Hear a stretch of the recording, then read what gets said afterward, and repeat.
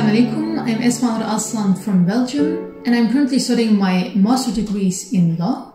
The book I want to recommend you is Animal Farm, written by George Orwell and published in 1945 in England. Animal Farm is a satire about a group of farm animals who want to create a society where they are free, happy and treated equally. Therefore, the animals start a rebellion against their human farmer under the leadership of the pigs. But after their victory, unexpected things happen and the ideals of the rebellion are corrupted. Orwell chose a farm setting because he thought that men exploit animals in much the same way as the rich exploit the proletariat. Besides, the use of talking animals as characters allows the reader to experience the events through a very idealistic and naive perspective.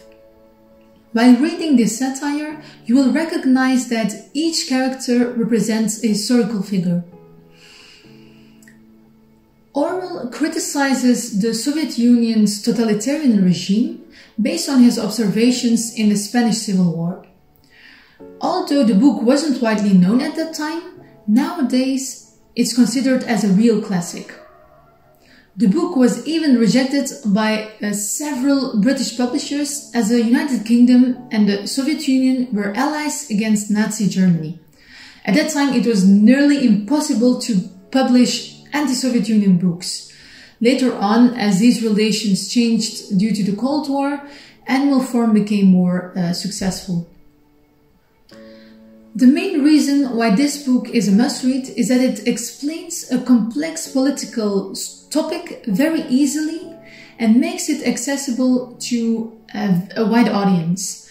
It's a brief story written in a straightforward style and can be seen as a light alternative to strictly methodological essays. It's a piece of art with a high literary value in such a way that it could even be read as a children's story. Moreover, the topic totalitarianism is still very relevant today, even though it appears in various types. The following piece may give you a first impression in that regard. So at this moment in the story, the animals question why the pigs get all the milk and apples. "Comrades," he cried, "you do not imagine, I hope, that we pigs are doing this in a spirit of selfishness and privilege. Many of us actually dislike milk and apples. I dislike them myself. Our sole object in taking these things is to preserve our health. Milk and apples, this has been proved by science, comrades, contain substances absolutely necessary to the well-being of a pig. We pigs are brain workers. The whole management and organization of this farm depend on us. Day and night we are watching over your welfare. It is for your sake that we drink that milk and eat those apples. Do you know what would happen if we pigs failed in our duty? Jones would come back. Yes, Jones would come back. Surely, comrades," cried Squealer almost pleadingly, skipping from side to side and whisking his tail.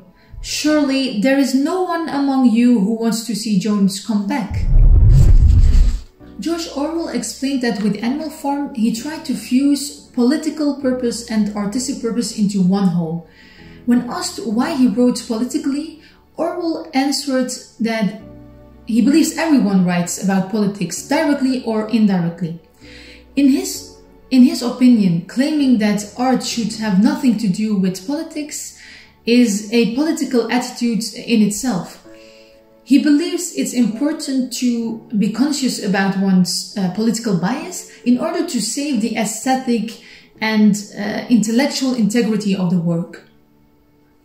So, this tiny book might seem as a simple satire, however, it received backlash in several countries, even nowadays.